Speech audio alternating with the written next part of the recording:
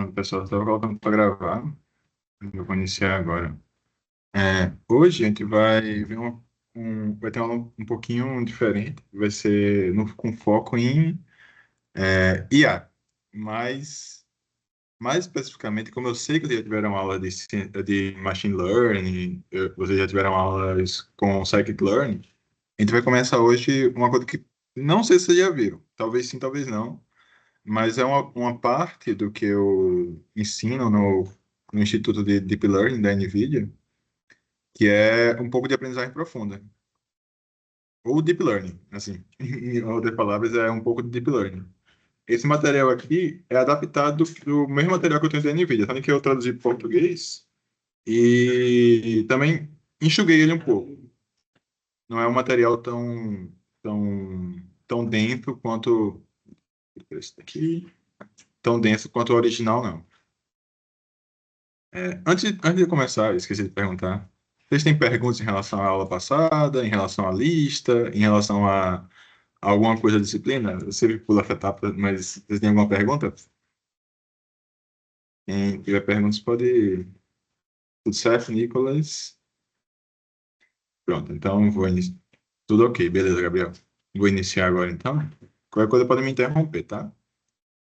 Nesse, nessa aula de hoje, a gente vai aprender algumas coisas bem básicas sobre Deep Learning e sobre IA como um todo, né? Que até agora, no curso de Ciência de Dados, a gente viu tratamento de dados, viu visualização de dados, a gente olhou a parte dos dados, né? Olhou a parte de como mexer com os dados e como ver eles, mas Ciência de Dados envolve algumas disciplinas, e parte das disciplinas é o uso dos dados para a criação de modelos inteligentes, ou IA.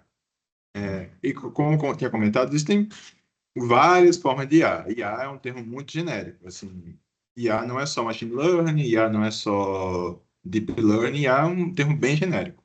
E durante, como a gente não tem tempo infinito, a gente vai focar em alguns pontos. E eu sei que vocês já viram assim um pouco de aprendizagem de máquina nas outras disciplinas anteriores. Então eu vou dar uma introdução naquilo que eu já ensino para que é uma coisa um pouco mais que eu tenho mais propriedade.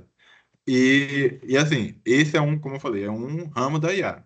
Vocês podem aprender, já aprenderam outras formas de fazer, e vocês podem aprender tantas outras formas de fazer também. Então hoje, vamos focar um pouco do que é IA como um todo, focar no Deep Learning, o que ele é, o que é que ele mudou em relação aos problemas que ele resolve, e a gente vai fazer um exercício de Deep Learning. É, Primeiro, assim, uma comparação que eu geralmente faço é comparar a aprendizado de máquina com o aprendizado humano. A ideia de que a gente chama de IA, inteligência artificial, inteligência é um conceito bem amplo, sabe, pessoal? Assim, quando a gente fala em inteligência, a gente pensa em inteligência em relação ao que os humanos entendem por inteligência. E isso é uma coisa muito relativa, assim, ele entende inteligência como um conceito de resolver problemas. Isso é uma coisa muito humana, sabe? Humano, a gente como humano definiu isso como inteligência. E por conta disso, o aprendizagem de máquina, ele é um reflexo do aprendizado humano.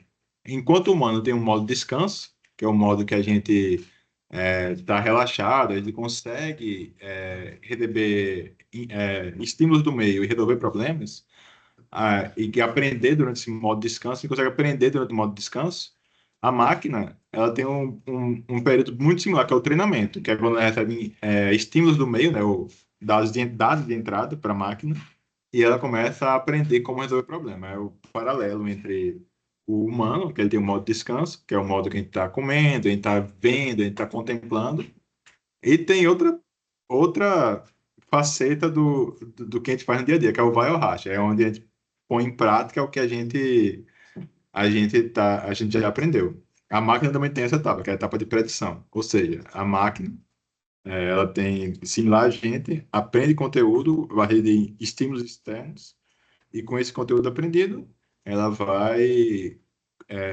poder realizar tarefas que a gente vai ensinar a ela. É um paralelo, porque o que a gente chama de inteligência é o paralelo tanto para a gente quanto para a máquina. E a inteligência artificial, ela começou com muito sem pretensão, né? Porque a gente pensava que, ok, a gente tem uma calculadora muito potente que é o computador.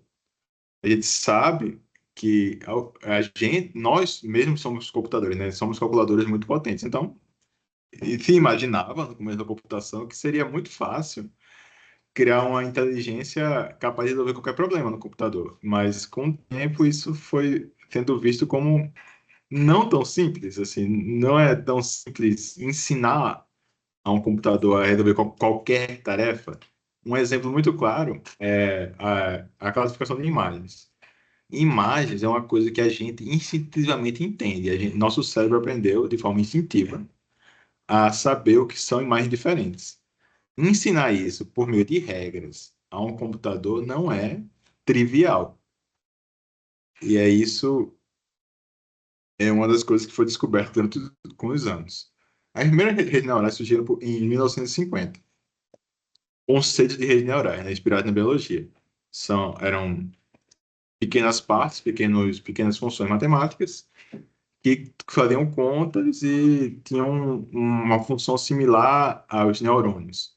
E logo mais surgiu a arquitetura de von Neumann e outras formulações matemáticas que foram substituindo e até que hoje a gente tem o que a gente chama hoje de Deep Learning. Antes do que a gente chama de aprendizagem de máquina, antes desses conceitos, a programação convencional, e quando eu chamo de programação convencional, é a programação que vocês aprenderam no curso de programação, e vocês pensam em toda a lógica de como resolver um problema, existia um conceito de sistemas especialistas. Eram sistemas grandes, com várias regras, bem complexos, destinados a resolver um problema em particular. Aí, o que eu posso dar como exemplo? Eu, como engenheiro, eu já usei vários programas especialistas. Por exemplo, programas capazes de simular o escorregamento de terra. Aí a gente tem cada grão de areia como uma função matemática, eles interagem por meio de funções matemáticas, e isso é tudo programado por meio de regras que eu sei como funciona. Isso é programação convencional. O programador sabe todas as regras que regem o seu problema. E ele vai colocar isso no computador, e o computador vai aprender a resolver essas milhões de contas que estão lá no problema, mas você sabe como resolver, você sabe todas as contas possíveis que vão estar lá. Mas sistemas especialistas têm limitações, porque, como eu falei, imagens é uma limitação clássica. Assim, a programação convencional tem dificuldade imensa de trabalhar com imagens. A gente, naturalmente, só de olhar, a gente sabe que é uma onda, um gato e um carro. Mas um computador, para você ensinar essa regra para o computador, olha, isso aqui é uma onda. Você vai ter que pensar em algumas regras, tipo, é azul. Ah, mas tem outras coisas azul. O céu é azul. Então, que regras eu vou definir de forma explícita que definem que isso é uma onda? Que regras eu vou definir de forma explícita que definem que isso é o gato? Isso não é uma tarefa fácil. Não vou dizer que é impossível, mas você pode definir esse gato. Você pegar outro gato que seja preto e branco com listras laranjas, suas regras que você definiu para esse gato já não vão servir mais. Então, um sistema especialista que tem várias regras, ele consegue definir formulações matemáticas que são comportadas, mas coisas que têm uma variabilidade enorme, como imagens, é uma coisa que o ser humano ainda não consegue fazer de forma explícita, e por isso a gente tentou criar, e criou, na verdade, né? Criou uma outra forma de programar, que é a aprendizagem de máquina, baseada em, por exemplo, como as crianças aprendem. Como é que a gente aprendeu que aquilo era uma onda, um gato e um carro? A gente aprendeu quando criança ainda. E como é que a gente aprendeu? Como a gente teve esse aprendizado? A gente foi exposto a muitos dados, é automático. Desde que a gente nasceu, a gente está vendo carro, está vendo gato, está vendo onda. Então, a gente foi exposto a muitos dados. Nossos pais disseram: olha, isso aqui é um carro, isso aqui é um gato, isso aqui é uma onda. E a gente, depois de ser exposto a muitos dados e errando, né, dizendo que uma coisa que era outra coisa que não era uma coisa, a gente começou a ser corrigido. E a gente aprendeu os padrões que identificam aquele objeto sozinho. Ninguém disse para minha mãe não disse para mim: olha, um gato ele tem um nariz, tem duas orelhas. Não, aquilo é um gato. Se vire para identificar os padrões que definem um gato. E a gente aprendeu. E é dessa forma que a rede neurais aprende também. Muito similar a isso. E aí tem a revolução do Deep Learning. Deep Learning se você pensar em inteligência artificial, a gente pensa em uma coisa bem ampla, sabe, pessoal? Assim, tem vários algoritmos. Tem, de todos que eles já aprenderam, KNN, K-means, Random Forest, todos esses são algoritmos de IA. Todos esses são algoritmos de aprendizagem de máquina. Dentro dos algoritmos de aprendizagem de máquina, que já está dentro de IA, IA é o grande conjunto. E dentro de IA, a gente pode envolver alguns temas de especialistas também. Regras, é, regras que algum humano programou, pode ser considerado IA. Por quê? Porque artificialmente o computador está fazendo essas coisas para você. Mas dentro de IA tem uma área chamada Machine Learning, que é essa área que aí vocês aprenderam já boa parte dela, que você expõe os seus modelos a dados e eles aprendem as regras por conta própria. Isso é Machine Learning. Deep Learning é um pouco mais profundo, digamos assim. Porque, geralmente, para um modelo de Deep Learning, você tem muito mais... A função matemática é um pouco mais complexa e você, por conta disso, precisa de um pouco mais de dados. E vamos lá para dados.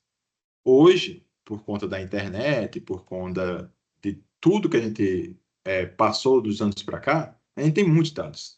Toda hora a gente está gerando dados. Eu estou gravando o vídeo agora, esse é um dado. Esse dado pode ser usado para outra coisa daqui a pouco.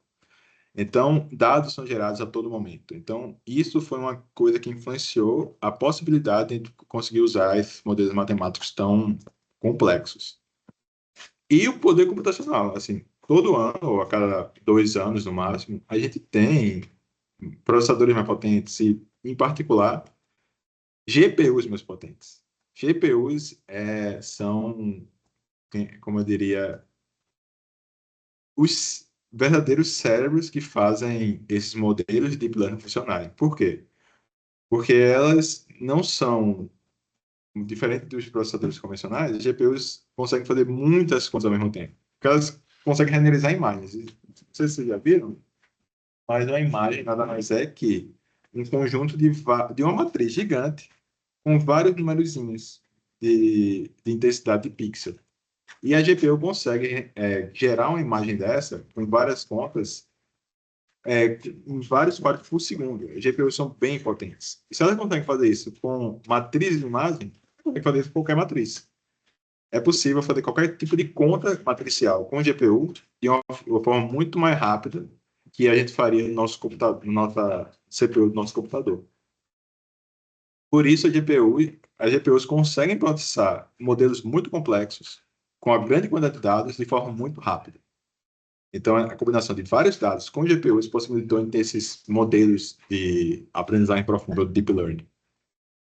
E o que é Deep Learning? Assim, eu estou falando Deep Learning, mas Deep Learning essa frase que eu vou usar agora também serve para Machine Learning no geral. É um jeito de você fazer o contrário do que a programação convencional é, é, é, é o contrário do que a programação o contrário do que a programação convencional é feita. De certa forma, é exatamente isso. Por quê? Se você for construir um classificador, o que é um classificador? O classificador é um modelo, um código computacional que, a partir de dados de entrada, consegue dizer o que aquele dado é. Se você for fazer isso de uma forma convencional, tradicional, ou se você for programar essas regras para criar um classificador, primeiro você tem que entender o que é o que você está querendo classificar. Depois você vai definir, da sua cabeça, uma série de regras para classificação. Programar isso no computador e testar, ver se funciona. Por exemplo, eu vou classificar, vou usar o exemplo novamente, um gato. Eu tenho várias imagens de gato e vou dizer, olha, eu vou criar regras para o gato. O gato tem duas orelhas, tem um nariz, tem pelo. Eu vou, de alguma forma, colocar essa regra no computador. Vamos supor que ele entende o que é dois, não entende, tá? Mas vamos dizer que ele entende o que é uma boca, um nariz, duas orelhas e pelo. E você colocar essas regras lá e testar. Passar várias imagens. Se você passar a imagem do cachorro, com essas regras, ele vai dizer que é um cachorro ou um gato. Então, já está falhando. Então, pela programação tradicional, você que diz que são regras, você que programa, você que dá exemplos e testa. Em aprendizagem de máquina, em machine learning no geral, e deep learning se inclui, já que é um subtópico do machine learning, você mostra ao modelo exemplos com as respostas. Você vai dizer, olha, isso aqui são imagens de gato. Isso são gatos. Isso aqui são imagens de cachorro ou de outras coisas. Isso não são gatos. Você dá a resposta com as imagens. O modelo automaticamente chuta, vai dizer, olha, eu vou chutar aqui umas regras iniciais e vou dizer que isso aqui é um gato, isso aqui é um cachorro. Aí você vai ver se ele acertou ou não e vai dar uma penalização para ele. Vocês já aprenderam, né, como funciona o algoritmo gradiente descendente. Vocês sabem como funciona a função de perda. Você tem entradas, o modelo ele começa fazendo chutes, e a partir dos chutes vocês têm uma correção dos pesos do modelo para ele tentar chutar um pouco melhor. Então, esses pesos são as regras. E o modelo aprende a classificar corretamente durante esse treinamento, que você vai corrigindo ele, pelas regras que ele aprende sozinho. Você não programa as regras. O modelo aprendeu sozinho.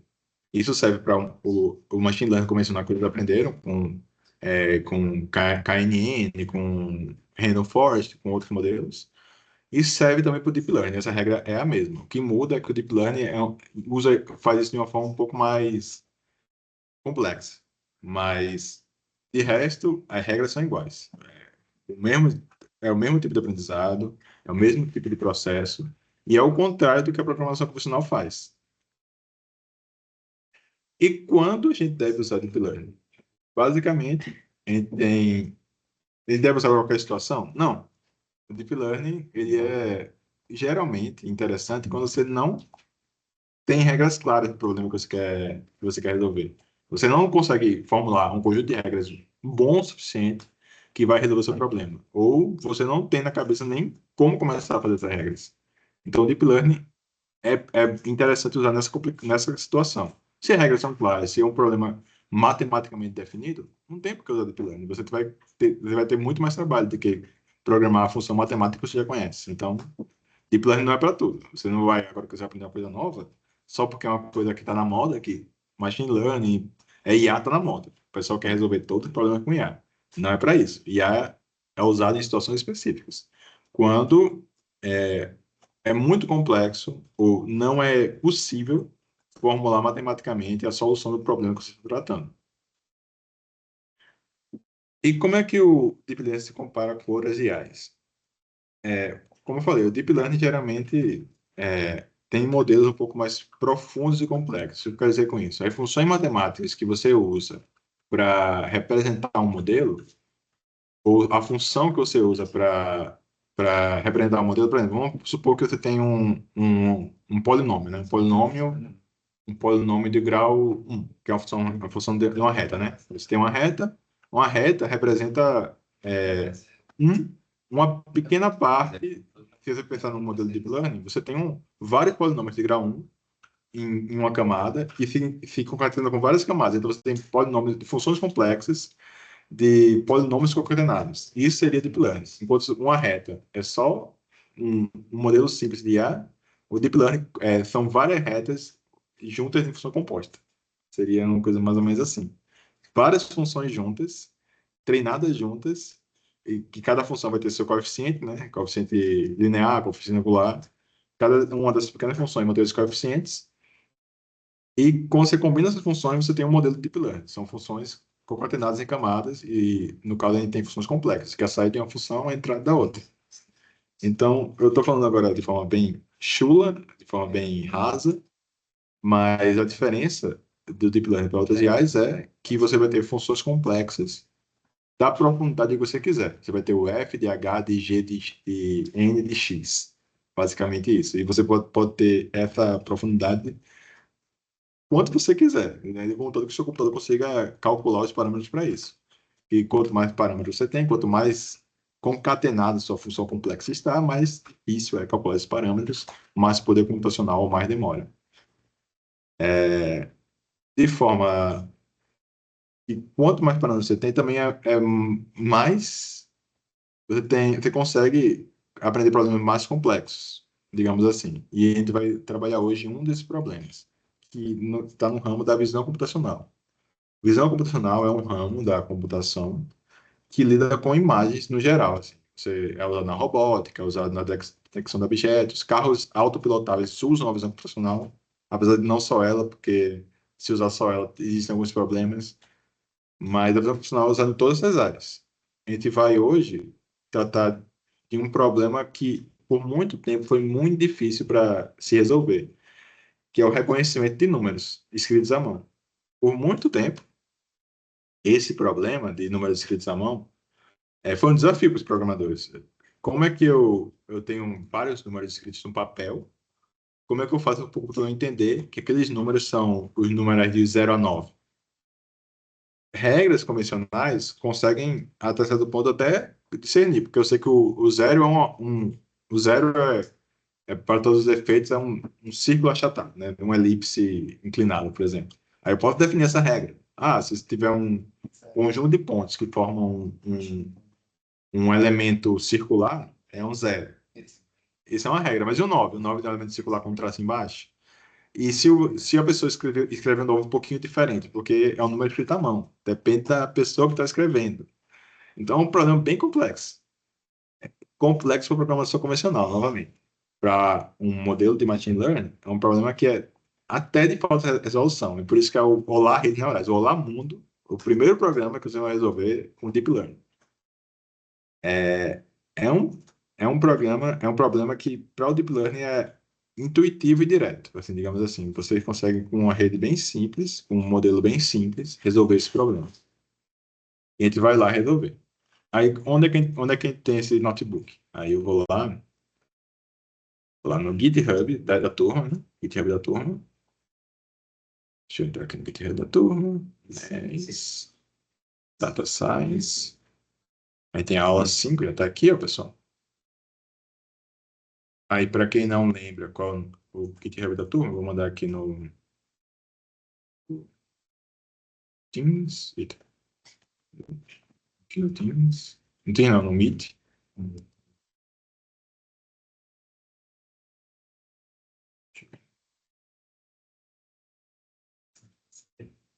Tudo certo, valeu, Gabriel.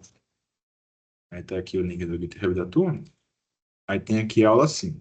Na aula 5 tem só um notebook, que é o Hello MNIST, também adaptado do curso da NVIDIA, que eu ministro. E aqui tem já para abrir no Colab. Vou abrir direto no Colab. E quais são os objetivos desse primeiro notebook, pessoal? Primeiro notebook não, né? Primeiro notebook com Deep Learning. É entender como o aprendizado profundo do Deep Learning resolve problemas, saber um pouco mais do MNIST. O MNIST é um... Vou abrir aqui para você ver.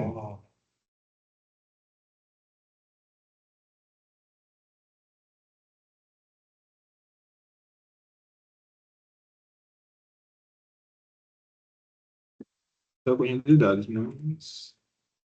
MNIST. MNIST está aqui, mas não quero isso, não. Quero você. Wikipedia. O MNIST, existem alguns MNIST, tá, pessoal? O MNIST clássico como eu falei para vocês, é um conjunto de dados de dígitos escritos à mão. Vocês vão ver aqui vários numerais escritos à mão de forma diferente, ó. Olha os seis aqui. Vários seis escritos por adultos e por aparentemente crianças de 2 anos. Tem vários numerais aqui escritos de todas as formas possíveis. E a gente vai usar esse banco de dados. São 70, se eu não me engano, são 70 mil numerais, 70 mil no total. Tem, assim, não é exatamente a mesma quantidade de cada numeral. Não tem a mesma quantidade de zero, que tem de um, que tem dois, etc. Mas, no total, são 70 mil números nesse banco de dados. É um banco de dados bem famoso. É, e a gente vai usar o Keras também. Acho que vocês já usaram bastante a Scalene. Algum de vocês já conhece o Keras? Vocês já ouviram falar do Keras em algum das aulas do NES ou fora do NES? Ah, você já viu, Nicolas? O Keras hoje é uma, assim, para quem já conhece, deve saber, o Keras é uma parte do TensorFlow hoje, nem sempre foi assim. O Keras foi criado por um cara só. Tá? Massa, Gabriel. Não é assim, o Keras já um framework que deixa, é uma biblioteca que deixa o TensorFlow um pouco mais fácil de usar. TensorFlow é a biblioteca de machine learning do Google, que é bem focada em deep learning, basicamente. E ele deixa o Keras deixa o TensorFlow um pouco mais fácil de usar, porque se você usar o TensorFlow por padrão, ele é um pouco verboso. O que eu quero dizer com verboso? Você tem que colocar muitos parâmetros para usar ele. Com o Keras, com o Keras, vocês conseguem fazer as coisas um pouco mais fácil. Hoje eu quero, antes, como eu falei, era uma biblioteca independente, hoje ele é parte do TensorFlow. Então, então hoje vocês conseguem usar o TensorFlow do Google, que já vem por padrão instalado no Colab, e ele já vem com o Keras por padrão. E ao mesmo tempo, o Keras ele tem várias coisas que facilitam o trabalho de vocês, que é, por exemplo, o banco de dados MNIST, ele está dentro do Keras também já. Vocês não precisam baixar de outro lugar, baixar o CSV ou nada do tipo. Vocês podem usar o que já tem no próprio Keras. Então, qual o problema que a gente vai resolver hoje, pessoal? O problema que a gente vai resolver hoje é uma classificação de imagem. A gente vai ter imagens de diferentes dígitos, do 0 ao 9, imagens mesmo, e a gente vai classificar, dado a imagem, que número é aquele. As imagens que a gente tem resolução bem baixa, são imagens 28 por 28. 28 por 28, para você ter uma ideia, é, só as telas por padrão, provavelmente elas são 1920 por 1080. Estou chutando aqui, mas é uma resolução padrão da sua tela. Pense que ela tem 1980 na horizontal, né? E 1080 na vertical. Ou 1280. Depende da tela, depende da sua tela, mas depende da sua configuração do computador, mas pense em 28 por 28, quão pequeno é. São dígitos bem pequenos, mas, novamente, se for escrever à mão, um número desse aqui, uma letrinha desse aqui, deve ter 28 por 28. É bem pequeno mesmo. E é um trabalho difícil, como eu falei. A programação convencional não consegue, ele não consegue facilmente criar regras para poder classificar esses números usando a programação convencional. E a gente vai usar hoje para resolver esse problema o Deep Learning. A gente vai baixar o MNIST, a gente vai baixar do próprio Keras, o Keras já tem lá, e como eu comentei, esse dataset do MNIST ele tem 70 mil imagens, 70 mil dígitos escritos à mão, do 0 ao 9. A gente vai dividir esses dados em dados de treino e dados de validação. Por que isso? Porque a gente vai treinar com esses dados aqui, com essas imagens, nossa rede vai aprender com as imagens o que seria cada classe, né? Quais são as regras para classificar cada uma das classes. E com os dados de validação, a gente vai verificar se a rede aprendeu corretamente ou se ela decorou que aquelas imagens são aquilo mesmo. Que é possível também. O Deep Learning, os modelos de Deep Learning, tem muitos parâmetros. E é tanto parâmetro que é fácil você fazer com que o modelo seja especialista nos exemplos que você deu. Por isso que a gente tem que dividir entre treino e teste, para ver se ele não, ou ele decorou os padrões para aqueles dados de treino, ou ele aprendeu de forma geral a classificar os números de 0 a 9. Primeiro de tudo, o que a gente vai fazer? A gente vai carregar, usando os datasets do Keras, o MNIST. O MNIST é uma classe, né, uma parte dos datasets do Keras, a gente vai carregar ele. Primeiro de tudo, eu vou executar aqui o Colab. E, pessoal, se vocês tiverem alguma dúvida, por favor, levantar a mão ou falem, porque como eu estou com uma só tela hoje, eu estou só vendo aqui lá. Primeiro de tudo, estou baixando aqui. Nesse meio tempo aqui, ele está baixando e está carregando o dataset. O dataset ele tem uma função chamada load data. Com o load data, ele consegue gerar para mim automaticamente, sem eu precisar ter trabalho, os dados de treino e teste e validação. É isso que eu vou fazer aqui, treino e validação. E agora ele vai dar uma olhada nos dados. Se a gente for olhar o X-treino, né, que são as imagens de treino, as imagens de treino são 60 mil dados, 28 por 28. Então, a gente tem 60 mil imagens, 28 por 28. Uma coisa curiosa que eu vou dizer para vocês é que imagem, geralmente ela tem um formato de, ela não é uma matriz, ela é uma coisa que a gente chama de tensor. Tensor assim, em termos leigos, é uma matriz com mais de duas dimensões. A gente tem vetor, tem a matriz, é uma matriz convencional, né, que a gente chama de que tem um número de linhas e colunas.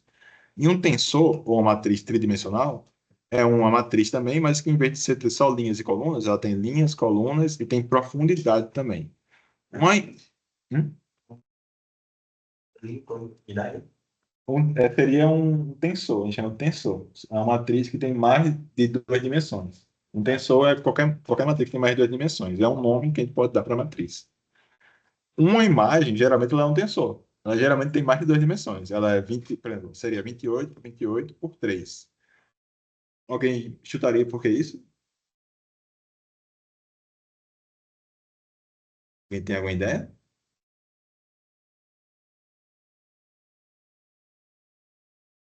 Deixa eu, mas, hum? Deixa eu ver.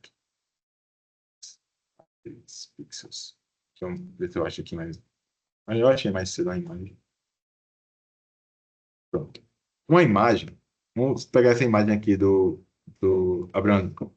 Essa imagem aqui em preto e branco, como é que ela é formada? Ela tem pixels, cada ponto desse quadradinho desse é um pixel, e cada pixel tem um valor. O valor é a intensidade dele. Entre zero, que é preto, e vou dizer que é um. Um é branco. Um é branco, zero é preto. E entre zero e um tem vários valores que dizem qual a cor desse pixel em escala de cinza. Zero preto, um branco. Nesse caso aqui, ela seria uma matriz comum, porque eu só tenho linhas e colunas e cada ponto é a intensidade daquele pixel. Uma imagem colorida, ela não é formada só por uma intensidade, ela é formada geralmente por, dependendo do formato dela, três. E o mais conhecido é o RGB. O RGB é justamente a intensidade nas cores vermelha, verde e azul. Juntando essas três cores, a gente consegue gerar qualquer cor do espectro. E boa parte das imagens que a gente vê estão formadas por esse tipo de configuração. Existem outros tipos de configurações, mas a RGB é o mais famoso. Por isso que, geralmente, as imagens não só têm duas dimensões, tem três. Tem altura, largura e intensidade de cada uma das três cores. Mas aqui, a gente está vendo aqui que ela está 60 mil imagens, 28 por 28. Ou seja, a gente não tem a terceira dimensão das imagens. Porque, geralmente, quando não tem a terceira dimensão, as imagens são em escala de cinza. Escala de cinza significa que ela é preta e branca. Então, cada pixel, cada um dos 28 por 28 pixels, eles têm uma intensidade, variando de. Na verdade, não é de 0 a 1, eu falei de 0 a 1 para ser simplista, mas geralmente quando entra de pixel, os pixels variam de 0 a 255. É uma variação de intensidade. 0 sendo o mais preto possível e 255 sendo o mais branco possível. Qualquer coisa no meio é uma escala de cinza, é um valor de cinza um pouco mais claro, chega perto de 55 e um pouco mais escuro, chega perto do zero. Se a gente for olhar aqui o X de validação também, como a gente tem 60 mil imagens, 60 mil estão no treino, 10 mil estão na validação. Perfeito. Aí não tem interposição. Então, as imagens que estão aqui na validação não estão, nenhuma delas estão no treino, e vice-versa. Se a gente olhar o tipo de dado que as imagens são, elas são do tipo inteiro e tem o U aqui na frente. Essa nomenclatura significa inteiro sem sinal. O que significa isso? São números inteiros, só positivos. Só são inteiros positivos. Você, em algum momento, vê esse nomenclatura, o int, são inteiros positivos. Aí você não precisa guardar espaço na memória para salvar se ele é positivo ou negativo, porque todos eles são positivos. Ah, por que usar isso? Porque são números menores. Se você sabe que seu número é positivo, colocando ele desse tipo, você está salvando guardando menos espaço na memória. Se eu for olhar o menor valor de x, ele é zero. Se eu for olhar o maior valor de x, ele é 255, como eu comentei. A intensidade de um pixel geralmente varia de 0 a 255, salvo se ela estiver normalizada. Normalizada significa colocar ela entre 0 e 1. E a gente vai fazer isso daqui a pouco. E a gente pode dar uma olhada na cara desse dado. Olha aqui, esse dado aqui é um 5. O primeiro dado do X treino, né? Dessa matriz que a gente carregou, desse conjunto de dados que a gente carregou, que é formado por vários números, mas se a gente pegar só o primeiro, que é o termo zero, né? Ele é um 5.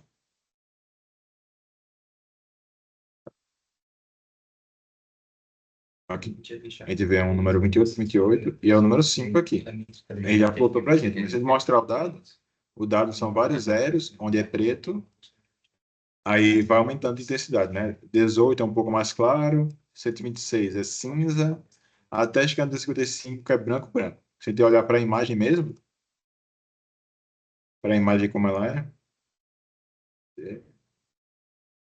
Para a imagem como ela é, a gente vê aqui, né? Várias regiões pretas e uma região branca no meio, que é o próprio 5. Se for plotar essa imagem, a gente pode plotar usando o Matplotlib. Por isso que eu falei que é importante ter a parte de visualização. A gente pode pegar a imagem, pegar o que é o primeiro elemento do X-Treino e usar o IM-Show do Matplotlib para dar uma olhada nela. A gente está usando o CMAP. CMAP é como essa imagem é mapeada. Porque se a gente só colocar image, ele vai tentar entender como uma imagem padrão, né? Então ele vai tentar colorir.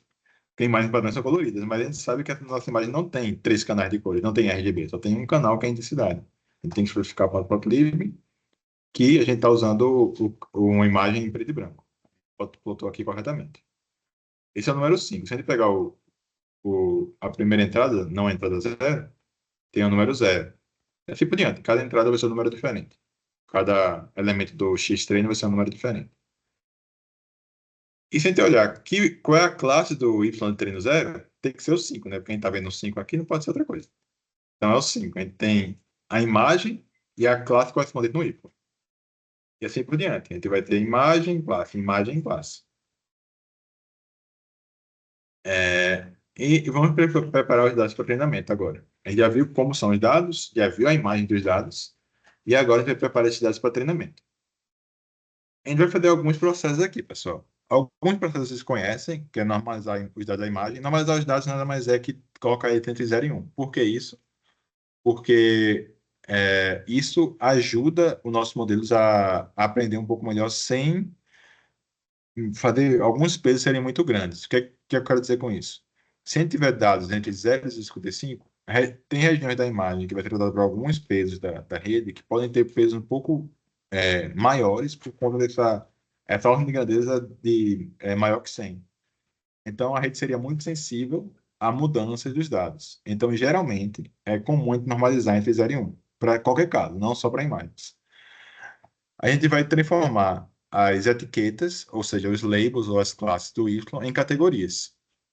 A gente vai usar o que eu tinha comentado, que é o One Hot Encoding, né? Que a gente vai ter para cada categoria, a gente vai transformar em vetores compostos por zeros e uns.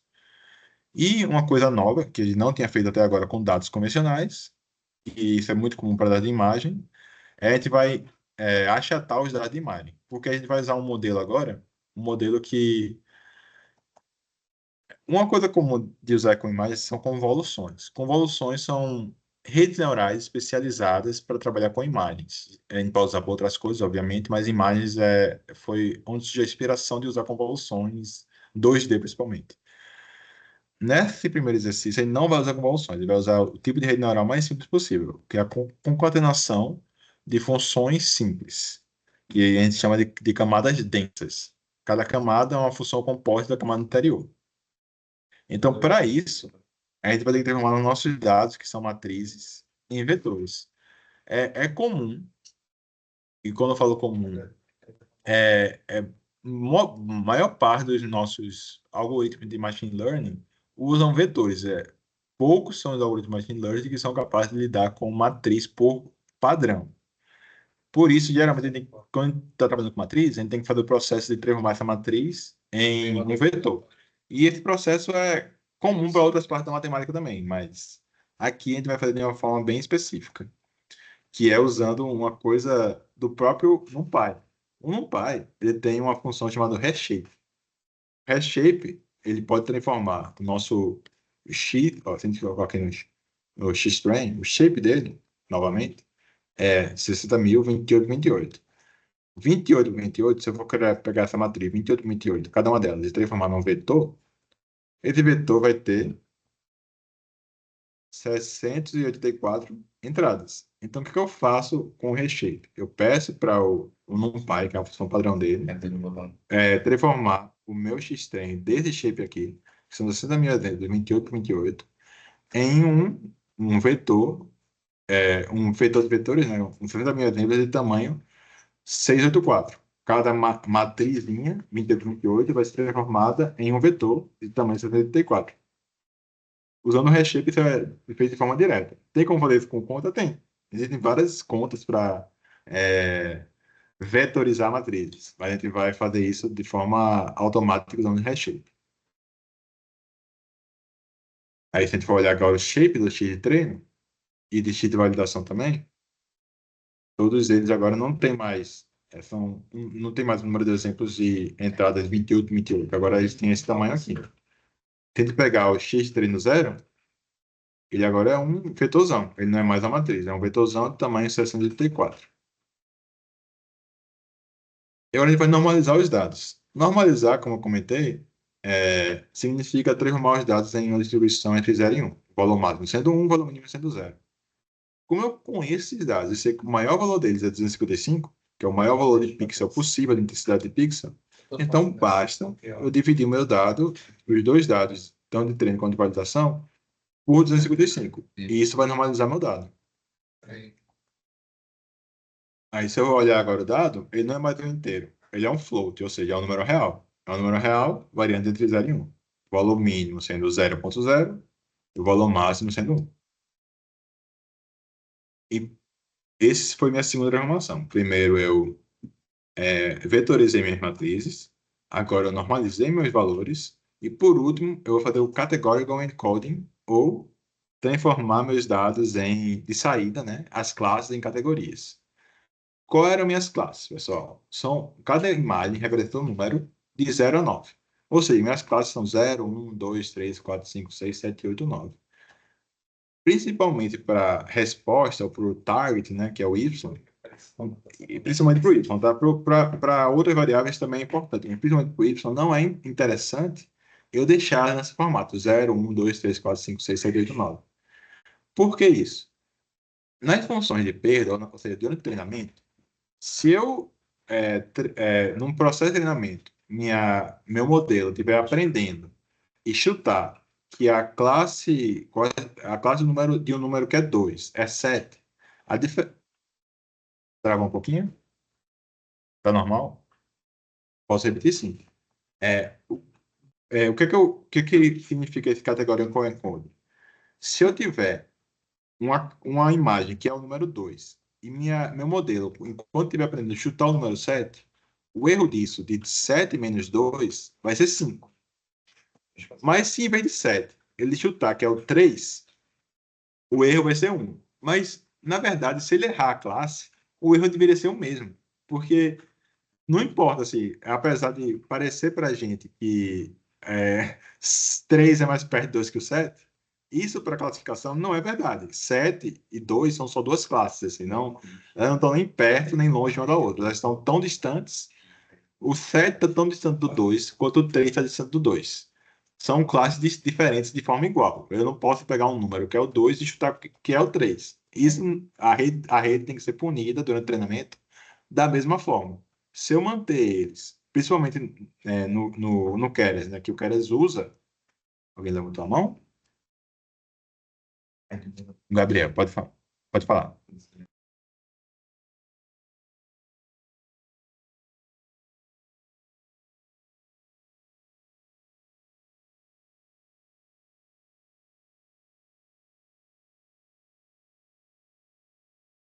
Nesse caso, não, porque tem em mente que nesse caso em particular, você está usando classes que de fato são parecidas, mas eu quero que ele reconheça elas como classes distintas. Se eu deixar elas como parecidas, se eu deixar dar alguma indicação que elas são parecidas, a rede pode aprender que elas duas são a mesma. E não é. Eu tenho que dizer que elas estão tão distantes. Um está tão distante do 7, quanto o 2 está distante do 7. Eu quero que minha rede entenda isso. São classes diferentes. Sempre vão ser classes diferentes.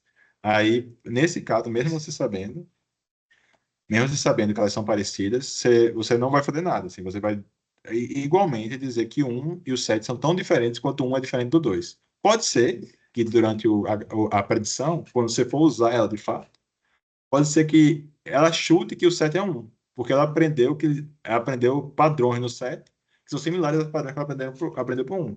Aí é normal, nenhuma rede vai ter 100% de acurácia. Mas, mesmo assim, o padrão é o mesmo. Você vai fazer uma representação das classes que o um é diferente do 7 da mesma forma que o 1 é diferente do 2. E para fazer isso... Ah, não sei se eu respondi a pergunta. Respondi, Gabriel. Pronto, tranquilo. Nada? Aí, o que é que a gente vai fazer para isso? A gente vai transformar essas classes que são numéricas, né? Se deixá-las assim, na hora de fazer o erro que cada etapa, cada passo de aprendizado, a gente calcula o erro e faz a rede aprender com esse erro. A gente vai transformar essas classes em classes que são distantes de forma igual. E como é que a gente faz isso? Eu tinha comentado com vocês, mas a gente usa o One-Hot Encoding. Vamos supor que nossas classes fossem essas cores aqui. Vermelho, verde, azul. E aqui é só uma repetição. Como é que a gente vai representar essas classes? O vermelho a gente vai representar da seguinte forma. A gente vai transformar em três colunas a representação do vermelho. E ele vai ser verdadeiro só na cor que lhe cabe. Por exemplo, o vermelho vai ser representado como true, false, false. Porque ele é vermelho, mas ele não é azul e ele não é verde. O verde vai ser representado como false, false, true. Porque ele não é vermelho, não é azul, mas ele é verde. Então, se eu for representar ele de forma numérica, o vermelho seria 100. Ele só é 1 no vermelho. O verde seria o 001. Ele só é 1 no verde. O azul seria o 010. Ele só é 1 no azul. Essa é o tipo de representação que as classes são equidistâncias uma da outra. Se eu subtrair um vetor desse por qualquer outro, a distância é sempre a mesma, que é raiz de 2, no caso, né? E como é que eu faço isso para os meus numerais, que é de 0 a 9? Da mesma forma. Deixa eu escrever aqui. Em vez de ser com essa matriz aqui, vai ser da seguinte forma. Ó. O zero, ele vai ser zero, zero, 1, 0, 0, 0, 0, 0, 0, 0, 0. Por que isso? Porque ele é 1 só no zero. E ele é 0 em todos os outros. O 1, eu represento ele da seguinte forma. O 1 vai ser 0, 1, 0, 0, 0, 0. Ele é 1 só no 1. O 2 vai representar da seguinte forma. O 2 vai ser 0, 0, 1, 0, 0, 0, 0, 0. E assim por diante, até o 9. Três pontinhas, né? Até o 9. E o 9 vai ser. Eita, o 9 vai ser 8, 9 zeros, né? Até o último zero, que é o 9. Ele só um no 9. E a distância entre qualquer uma dessas duas classes, se minha rede errar, é exatamente aqui distante. E é também a raiz de 2, a distância. E como é que eu faço isso? Existe, novamente, uma função pronta para isso. Você não precisa fazer um dicionário e substituir uma classe por vez. Existe uma função do Keras. A gente viu uma função diferente, tá? Na aula do Titanic. A difusão que a gente viu foi do próprio sklearn, que foi o getDumps. Essa função, getDummies. Essa função aqui faz exatamente a mesma coisa. Só que ela é do Keras. Ele não está usando o sklearn aqui, está usando o Keras e faz exatamente a mesma coisa. A gente vai dizer que tem 10 classes, 0 até o 9, né? 0 até o 9 são 10 classes. A gente vai passar os nossos dados de treino e validação e vai pedir para o Keras transformar isso em categoria. Eu vou aqui executar essa célula e vamos dar uma olhada no. Ele está dando uma olhada dos 9 primeiros números, nós queremos olhar só o primeiro. O primeiro a gente lembra que era o 5, né? Se for olhar lá em cima, o primeiro elemento do X de treino era um 5. E também é o primeiro elemento do Y de treino. Esse 5 aqui, ele virou um vetor. Um vetor que ele só é 1 no 5. Vamos ver se foi isso que aconteceu mesmo. Ó, então, ele transformou aqui em vetores, usando o toCategorical. Então, olhar o y zero, ele é 0 no 0, 0 no 1, 0 no 2, 0 no 3, 0 no 4 e 1 no 5. Então, de fato, é a classe 5. Como é que ele podia saber que a classe 5 sempre iria contar o número de units? Ele pode usar o np.argmax. E aqui essa função doida faz. Tá? Acho que nem importei no pai. O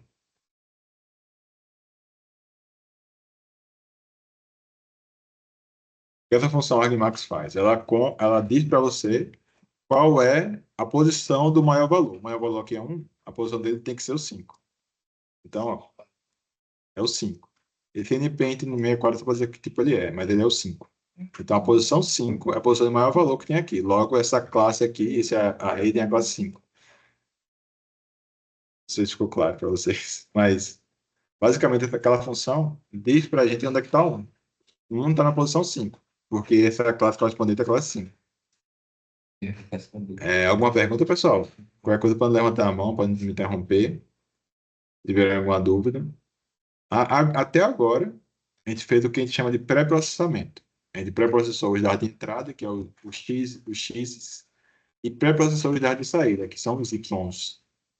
Os Ys viraram arrays, né? Viraram vetores, e os X's foram vetorizados, em vez de terem matrizes, e foram normalizados entre 0 e 1. E agora a gente vai criar um modelo. Criar um modelo é uma tarefa que... Por que o Y também tem uma quinta posição? Porque o que é que eu fiz? Eu, não sei se eu vou mostrar para vocês como era antes, primeiro. Vou pegar o Y do começo aqui.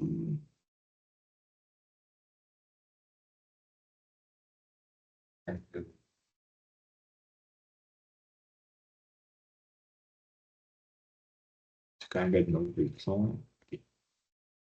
Ó, o Y no começo, eles são as classes das imagens, certo? O X-Train 0, X-Train 0, a primeira imagem que eu tenho, ela é o 5, certo? Isso aqui é um 5. Então, a classe correspondente dela, o valor que me diz que é um 5, está aqui no Y. O Y0 é um 5 também.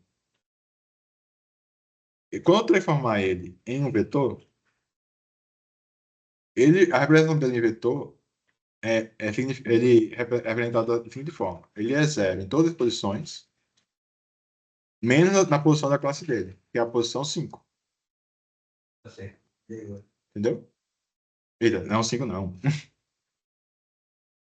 É a posição 5. A posição 0, 1, 2, 3, 4, 5, ele vai ser um 1 nessa posição.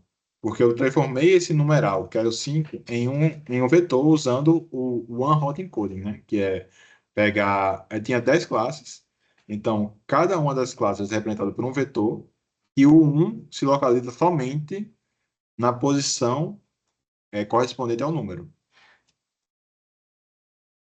Vou executar o restaurante rapidinho.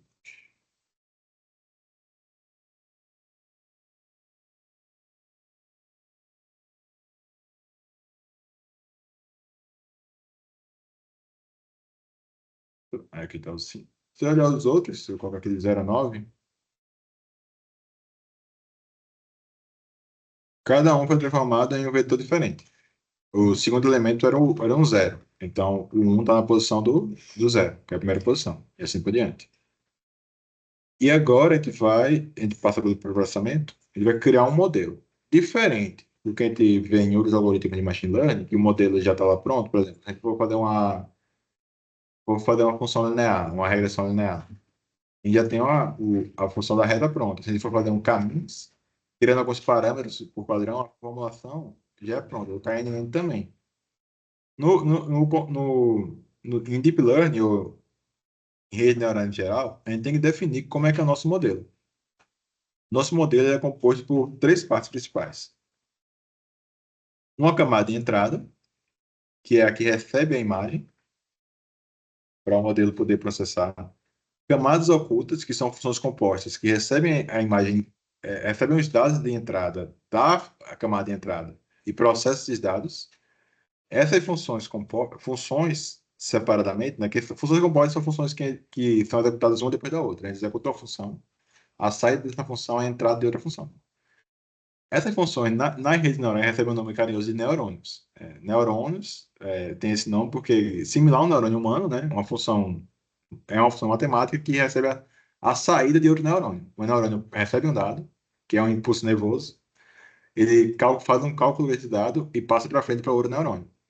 Então, essas funções compostas se comportam similares a neurônios. E camadas são conjuntos de neurônios que recebem dados, se recebem os mesmos dados. Cada neurônio está numa camada, assim. Existem camadas de neurônios que recebem dados similares, sendo que fazem contas diferentes, porque eles são neurônios diferentes, e passam para a próxima camada de neurônios dados processados.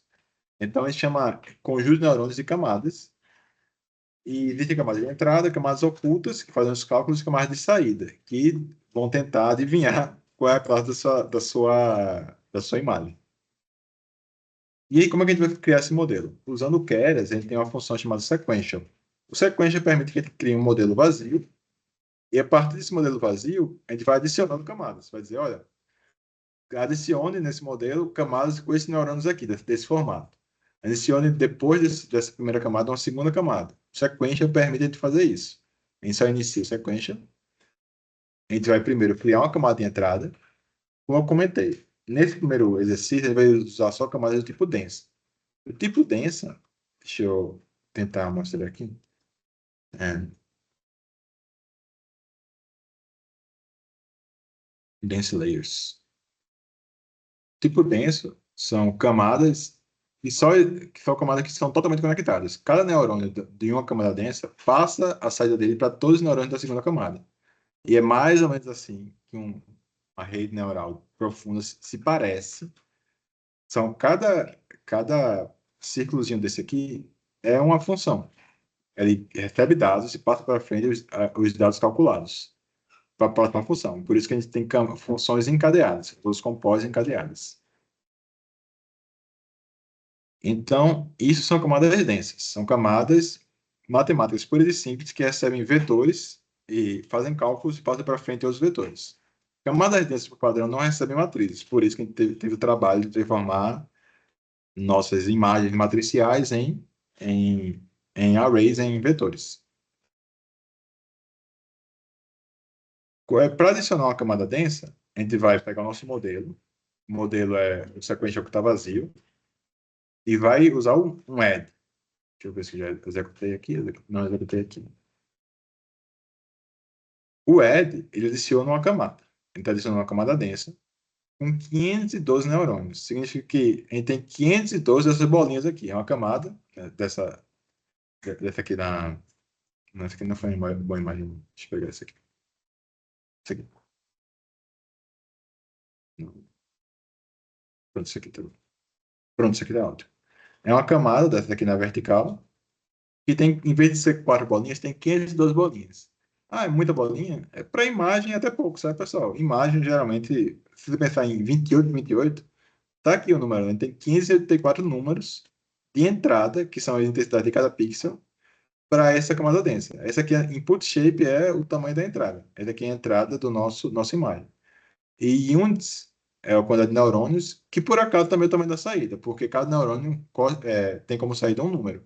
Então, a saída dessa rede aqui, cada neurônio vai receber esses 534 números, vai fazer uma conta com todos esses números e vai sair um número. Então, como a gente tem 512 neurônios, a saída dessa camada aqui, ó, a saída dessa camada aqui, por exemplo, essa camada aqui tem 4 neurônios. Um exemplo, né? Tem 4 neurônios. A saída são 4 números. E esses números são um vetor de 4 números que passa para frente como 4. Ignore que tem esses 3 pontinhos aqui, porque aqui tem muito mais que 4, mas imagina que só tem 4. Então, a saída é um vetor de 4 também 4. Então, a saída dessa camada densa vai ser um vetor do tamanho 512. E a entrada vai ser também o 684.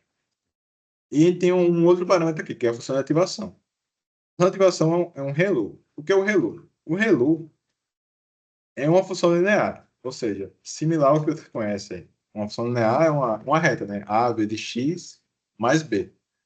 Ah, então quer dizer que o ReLU quer dizer que cada neurônio é uma função linear? É. Só que o ReLU é uma função linear modificada. Uma função linear que, se o valor dela for negativo, em vez de ser retornar negativo, retorna como zero. Então, é isso aqui se a x mais b, a x mais b for maior que zero. Se não, é zero. Basicamente é isso. Isso é o ReLU. Ah, mas para que isso? Porque imagens nunca tem saída zero. Assim, imagens são valores sempre positivos. A intensidade de pixel é sempre positiva, então não posso permitir que, por algum motivo esquisito, um neurônio comece a calcular valores negativos. Geralmente, com imagem, tem usa o ReLU, porque converge bem melhor. Se ele convergeria bem com uma função linear convencional, poderia convergir, então, talvez demorasse um pouco mais, porque essa condição é muito importante. E eu falei muita informação agora. É muito dado, pessoal, eu sei. Deep Learning é um pouco complexo. Assim, eu estou passando algumas coisas de forma um pouco condensada, mas, em particular, esse curso de Deep Learning é condensado. Então, estou passando para vocês como é que se faz. O porquê que se faz, que é um pouco mais complexo, eu posso passar material para vocês estudarem, mas se vocês pensarem em como se faz a adição de camadas em um modelo de Deep Learning, é assim. Vocês usam, estou adicionando a camada densa, passando a quantidade de neurônios que ela vai ter e passando qual o tamanho da entrada desse vetor. Basicamente é isso que eu estou fazendo, de forma um pouco leiga. Além da camada de entrada, que é a primeira camada, eu adiciono outras camadas, que a gente chama de camadas ocultas. Elas que são geralmente responsáveis pela conta. Eu vou adicionar outras camadas densas de mesmo tamanho, só uma camada densa de mesmo tamanho. E por fim, eu vou ter uma camada de saída. A camada de saída, ela tem que ter o tamanho do número de classes que eu quero. Por quê? Porque a saída vai ser um vetor também, desse tamanho, né? Lembrando novamente, a saída de uma camada tem tamanho, é um vetor de tamanho igual ao número de neurônios dela, ao número de unidades. Se eu disser que minha última camada tem tamanho 10, a saída dela vai ser um vetor de tamanho 10. Ah, Lucas, o que é que isso me indica? Me indica que o maior valor desses 10, que vai ser de 0 a 9, né? O maior valor dessas saídas vai ser a classe correspondente. Então, eu uso uma função de saída, uma função de ativação, chamada softmax. Significa que a soma desses 10 valores vai ser 1.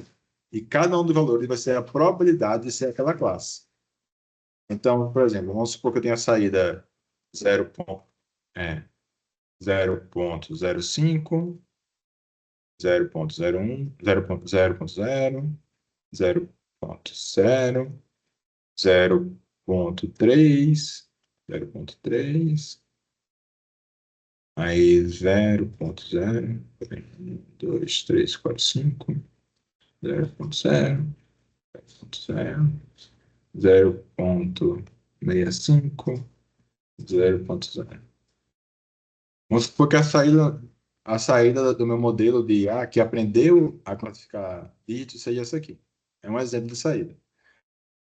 E o softmax pode dar esse tipo de saída. O que acontece com essa saída? Qual são as regras que ela obedece? A soma de todos os números nela dá 1.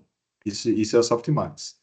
E a entrada que deu o maior valor é a classe de saída. Então, esse número aqui, se minha rede recebesse um número dessa saída, minha rede neural está dizendo que a classe dele é a classe 8. Esse seria o numeral 8. Porque a nona entrada, né? Ou seja, 0, 1, 2, 3, 4, 5, 6, 7, 8.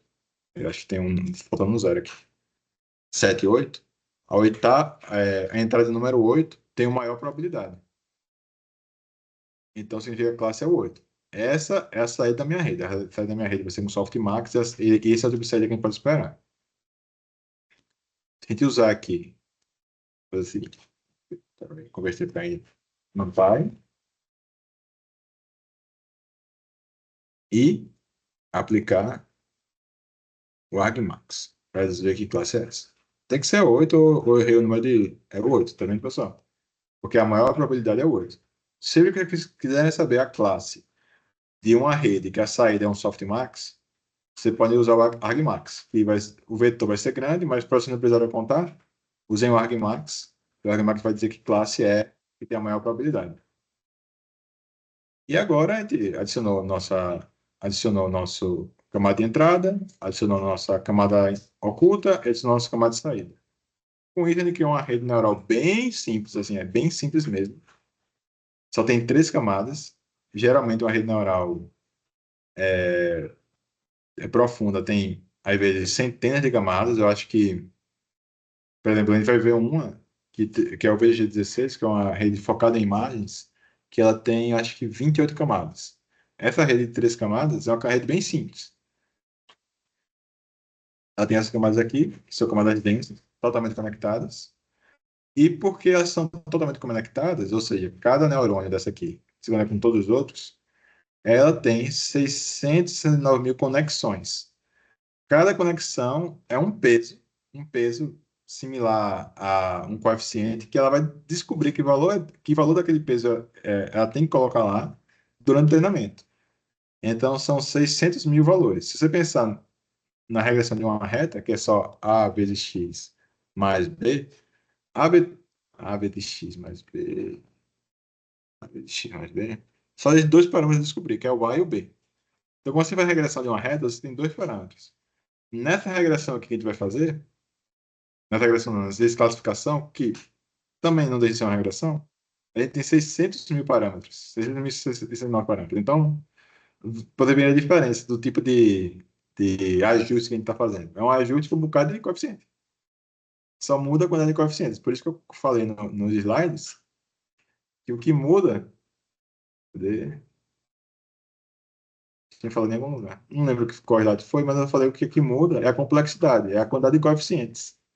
A gente tem muito dado e muito coeficiente para usar. E agora a gente vai compilar. O que é compilar? Compilar opa, eu vou fazer o que com esse modelo? Esse modelo ele tem entradas, tem saídas e tudo é número. Tudo é número. Mas eu estou trabalhando com classificação.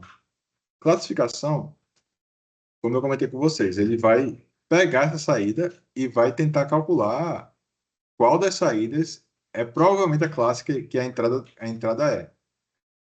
Se eu usar uma função de mínimos quadrados, uma função de regressão comum, eu não consigo ter essa nuance de ter classes rígidas, né? Dizer, olha, por exemplo, aqui, se a saída foi essa, o erro vai ser calculado em relação ao erro que eu tive em relação à classe que deveria ser. Não em relação a, por exemplo, se a saída deveria ser essa aqui, que deveria ser isso, né? Por exemplo, a classe 8 a saída é 0, 0, 0, 0, 0, 0, 0, 1, 0.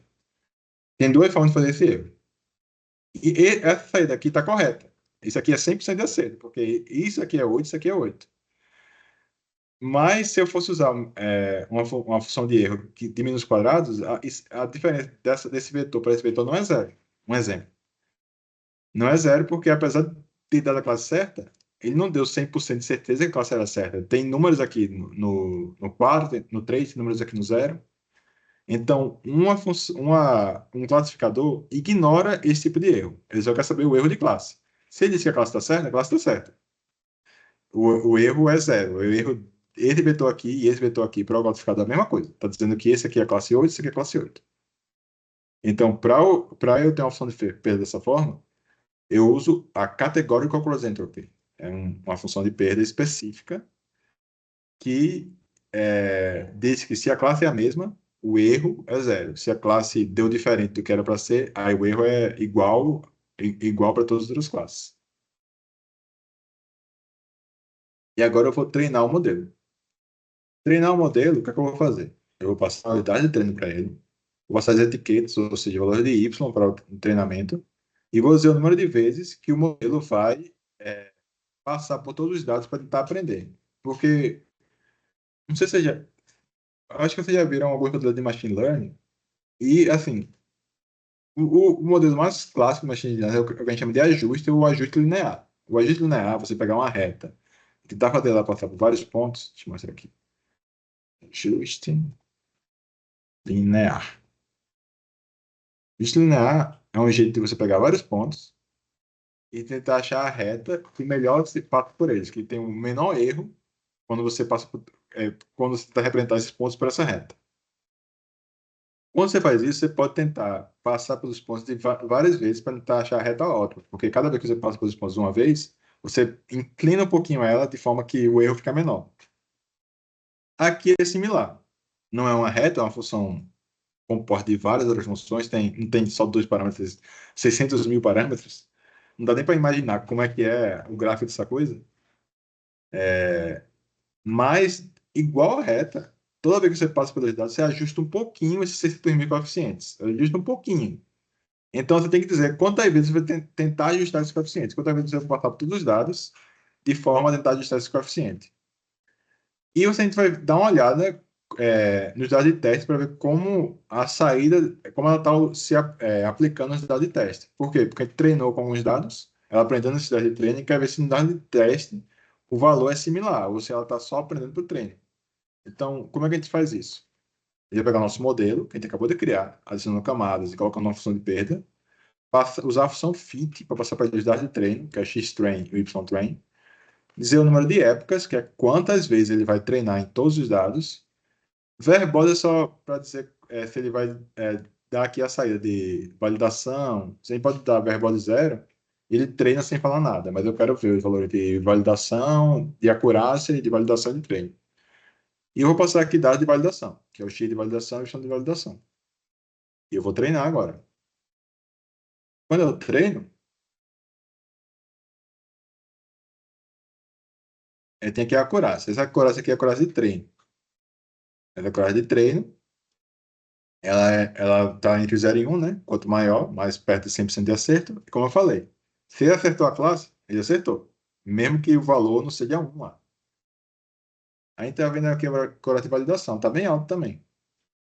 Então, o modelo está aparentemente aprendendo com o treino, que esses dados de validação não são os vídeos do treino, ele está aprendendo a classificar os dígitos durante o treinamento.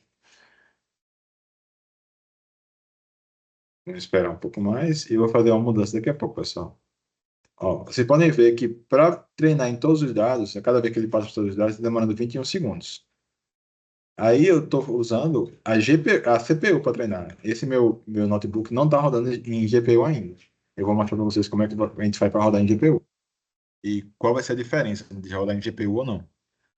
Vocês podem ver que a acurácia de treino está melhorando, né? Cada vez que ele passa por todos os dados, ele melhora um pouquinho, fica um pouquinho mais perto. Começa a reta. Toda vez que a gente passa por todos os dados, a reta tem que se ajustar um pouquinho melhor para diminuir o erro. E é o que está acontecendo aqui. Toda vez que a gente passa por todos os dados, nosso modelo se ajusta um pouquinho mais para diminuir o erro. E se ajusta e aprende também de forma geral, porque a acurácia de validação também está melhorando. Vai chegar um ponto que a acurácia de treino continua melhorando, porque ele está começando a ficar muito bom no treino, mas a validação não melhora mais. Essa é a hora de parar de treinar. E ver que o nosso modelo está aprendendo só com os dados de treino e não está aprendendo mais a avaliar outros dados. O que aconteceu agora, pessoal? Tá vendo?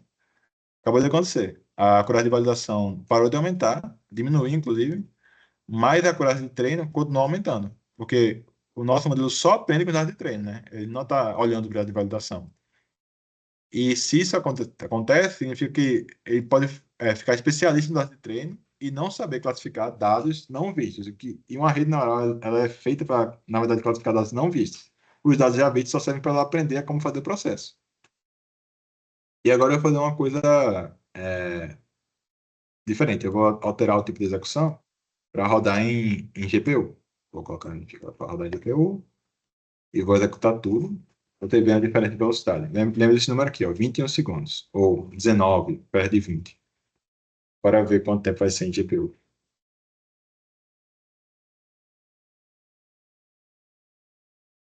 É um modelo grande, né? De 600 mil parâmetros. Coisa que eu digitei para mostrar para vocês.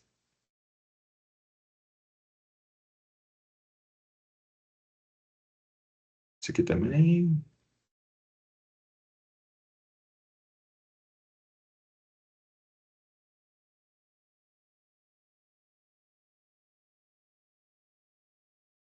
A diferença, pessoal. 8 segundos. Então, só para adicionar GPU, está praticamente 3 vezes mais rápido.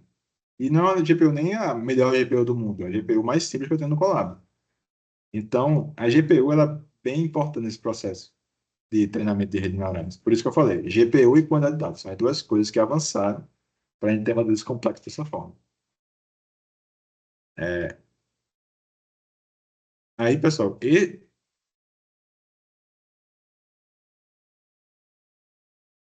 por- não, no caso de modelos grandes mesmo, como eu comentei, tem 600 mil parâmetros aqui. E o cálculo que a gente faz aqui são vários cálculos bem pequenininhos. Os cálculos são simples. O problema é a quantidade de cálculos. Assim, são 600 mil parâmetros, significa que eu estou ajustando pequenas contas de 600 mil variáveis que eu não conheço, tentando descobrir elas. São várias contas bem pequenininhas. Enquanto o CPU geralmente tem 12 processadores, 16 processadores, cada processador consegue fazer em paralelo duas contas, as GPUs, deixa eu ver se eu consigo achar aqui, da minha GPU.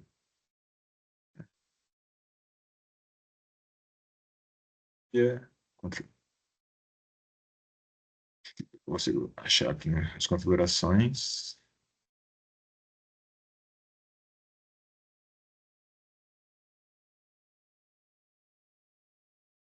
Informações do sistema.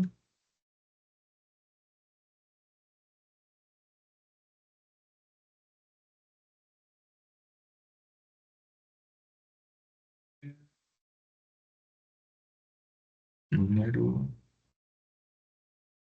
Aqui, ó. Minha GPU tem 2.048 núcleos de CUDA, ou seja, ela tem 2.048 processadores. Uma CPU tem 16, 32 talvez. Aqui eu tenho 2.048 processadores. Então, em paralelo, eu consigo fazer muito mais contas. É muito mais contas. É assim que sua GPU consegue renderizar a sua tela. Ela está fazendo várias coisas bem simplesinhas para exibir a cor de cada pixel. Então, a GPU, para contas simples, que é o treinamento da rede neural são contas bem simples, são feitas em grande quantidade. Para contas simples, se você usar uma GPU para executar os contas em paralelo, ela consegue ser muito mais rápida que uma CPU. Para coisas um pouco mais complexas, para coisas que a CPU é especializada, a CPU se dá melhor. Principalmente porque a GPU tem uma quantidade limitada de memória para cada processador. Então, você não consegue colocar uma conta muito complexa na GPU, que ela não vai dar conta. Mas para esse tipo de conta simples, a GPU ela é ideal. É uma coisa que não só para machine learning, mas existe toda uma área de programação em GPU. A gente consegue programar contas que são simples de forma paralela em GPU. Então, isso se dá muito mais rápido que em CPU. Nada. Aí, pessoal, esse foi uma introdução ao Deep Learning. Como eu falei, o Hello MNIST. A gente aprendeu a treinar o modelo. Esse modelo aqui, basicamente, ele está treinando e acertando dados que ele não viu. A gente pode ver aqui na validação que ele está, dados que ele não viu, ele está acertando, tem uma acurácia boa. Aí, assim, é a primeira aula, na próxima aula eu vou continuar, para gente saber como é que usa esse modelo, só aprender a treinar, né? Então, ele aprender outras camadas também, outro tipo de modelos, mas a ideia é passar para você de forma rápida como é que se treina o modelo de Deep Learning. E hoje, basicamente, os modelos que a gente conhece, como ChatGPT, como outros modelos de linguagem, todos eles usam Deep Learning. São arquiteturas muito, muito grandes. Tem várias, e várias, e várias, e várias camadas. Então, isso aqui é uma introdução. Vocês estão com esse notebook, vocês podem executar novamente. Essa aula está gravada e eu posso passar depois mais materiais teóricos para vocês, porque geralmente, e provavelmente nesses cursos que eu ministro na NVIDIA, são cursos rápidos, assim, cursos de 8 horas e acabou. Então, o conteúdo não tem muita teoria, é mais prática, e é o que eu estou tentando fazer aqui, mas eu tenho uma teoria também para vocês, inclusive a teoria é bem extensa. Então, se vocês tiverem curiosidade, eu passo, mas não é uma coisa obrigatória nesse curso de ciência de dados. Aí, eu vou parar agora essa aula de Deep Learning. Deixa eu ver só que eu vou parar de gravar primeiro. Parar de gravar. Stop recording.